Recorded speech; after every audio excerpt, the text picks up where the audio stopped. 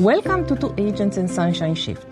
I'm Monica Stefanescu, your host and the Tampa Bay real estate agent with LPT Realty and PhD, specializing in relocation guidance and neighborhood micro-pockets.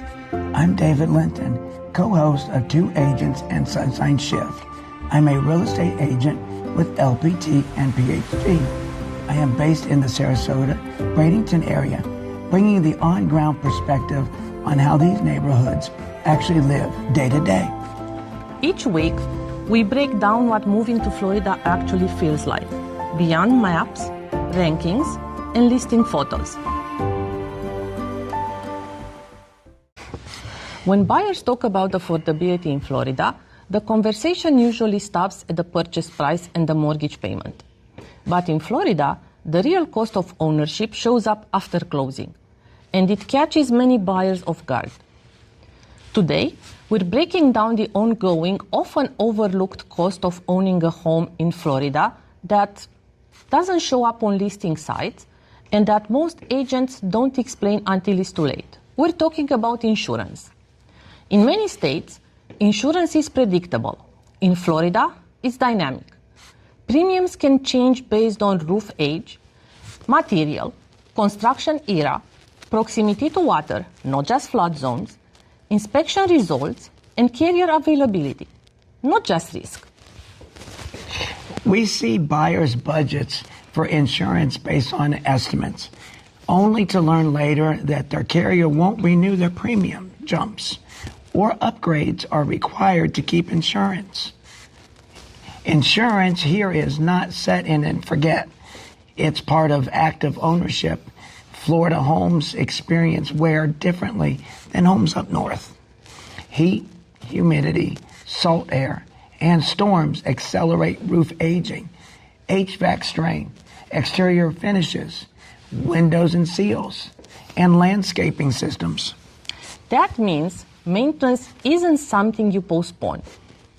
It's something you plan for. Buyers who under-budget maintenance often feel like the home is nickel and diming, when in fact the reality is the environment is doing what it always does. The other things buyers are rarely told is that taxes can change after purchasing a house in Florida. Here, property taxes you see on paper when buying a house are often based on the previous owner's assessed value, not what you paid for. After purchase, assessed value can reset and homestead exemptions can change the equation. Annual taxes may increase over time. So the tax number you see online before buying is not always the tax number you'll pay long term. This is especially important for relocation buyers. Comparing states, utilities here aren't just usage-based, they're exposure-based. Things that influence monthly costs are ceiling heights, insulation, quality, window orientation, shade and tree canopy, and even lot placement and airflow. Two similar-sized homes can have a very different power bills, depending on how they were built and positioned. Another thing we need to mention is HOA. HOA in Florida is inherently good or bad, but they do shift where costs show up. Low maintenance responsibility may mean higher monthly dues, less control over changes, and more rules to understand.